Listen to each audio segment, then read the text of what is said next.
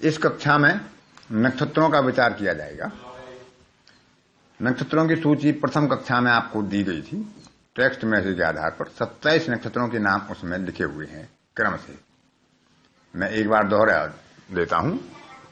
प्रथम नक्षत्र अश्विनी है, भरणी, कृतिका, रोहिणी, मृगशिरा, आर्द्रा, पुनर्वसु, पुष्य, आश्लेषा, मघा, पूर्वा फाल्गुनी, उत्तरा फाल्गुनी, हस्त, चित्रा, स्वाति, विशाखा, अनुराधा, ज्येष्ठा, मूल, पूर्वाषाढ़ा, उत्तराषाढ़ा, श्रवण, धनिष्ठा, शतभिषा, पूर्वभाद्रा, उत्तरभाद्रा और रेवती। 27 नक्षत्र हैं, 9 हमारी ग्रह हैं। हर ग्रह को 3 नक्षत्र दिए गए हैं। जिस नक्षत्र में किसी जातक का जन्म होता है उसके स्वामी ग्रह की दशा उसके जन्म समय पर चल रही होती है और क्रमानुसार इस तरह आगे दशा बढ़ती जाती है। अश्विनी, मघा और मूल, इन 3 नक्षत्रों का स्वामी केतु है। यदि किसी का जन्म अश्विनी में हो, मघा नक्षत्र में हो या मूल नक्षत्र में हो तो उसके जन्म समय केतु की दशा होती है जो 7 वर्ष की दशा मानी जाती है। इसके बाद शुक्र के नक्षत्र हैं भरणी, पूर्वा फाल्गुनी और पूर्वाषाढ़ा। शुक्र के दशा वर्ष 20 होते हैं।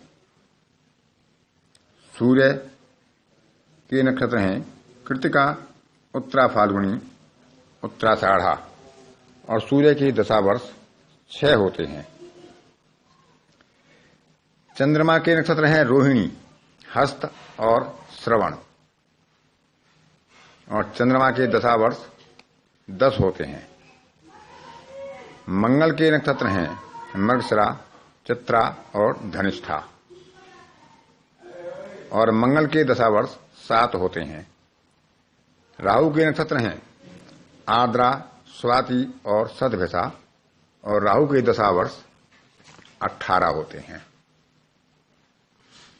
राहु के बाद गुरु, उसके नक्षत्र हैं पुनर्वसु, विशाखा और पूर्वभाद्रा और गुरु के दशा वर्ष 16 होते हैं। शनि के नक्षत्र हैं पुष्य, अनुराधा और उत्तरभाद्रा और शनि के दशा वर्ष 19 होते हैं। बुध के नक्षत्र हैं आश्लेषा, ज्येष्ठा और रेवती और बुध के दशा वर्ष 17 होते हैं। बुध के नक्षत्र और केतु के नक्षत्र यानी आश्लेषा, ज्येष्ठा, रेवती, अश्विनी, मघा और मूल, इनको गंडांत नक्षत्र बोला गया है, संधि नक्षत्र बोला गया है, जिनको सामान्य भाषा में है मूल नक्षत्र भी कह देते हैं। इनमें यदि किसी जातक का जन्म होता है तो उसकी मूल शांति पुनः उसी नक्षत्र के आने पर 27 दिन में कराई जाती है। नक्षत्रों की अनेक संज्ञाएं हैं, क्षिप्र है, दीर्घ है, लघु है। ये विस्तृत क्लास बाद में होगी। वर्तमान में एक बताने देना चाहते हैं कि इनके लोचन होते हैं अंधलोचन, मंदलोचन, मध्यलोचन और सुलोचन।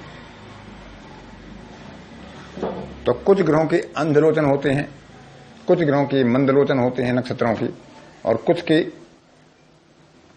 मध्यलोचन और सुलोचन। अंधलोचन के नक्षत्र हैं रोहिणी, पुष्य, उत्तरा फाल्गुनी, विशाखा, पूर्वाषाढ़ा, धनिष्ठा और रेवती। प्रश्न काल में हम इनका विचार करते हैं कि अंधलोचन में गई हुई वस्तु शीघ्र हमें वापस प्राप्त हो जाती है, उसमें हानि की संभावनाएं बहुत ही अल्प रहती हैं।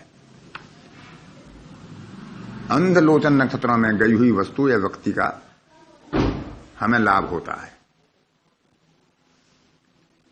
यदि कोई वस्तु मंदलोचन में चली जाती है या कोई व्यक्ति मंदलोचन में गुम हो जाता है, जो अश्विनी, मृगशिरा, आश्लेषा, हस्त, अनुराधा, उत्तराषाढ़ा और शतभिषा हैं, तो प्रयास करने पर हमें उस वस्तु या व्यक्ति की प्राप्ति हो जाती है।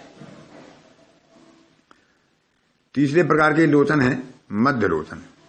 भरणी, आर्द्रा, मघा, चित्रा, ज्येष्ठा और पूर्वभाद्रा, इसमें अभिजित को भी शामिल किया है। यदि इन मध्यालोचन में किसी वस्तु या व्यक्ति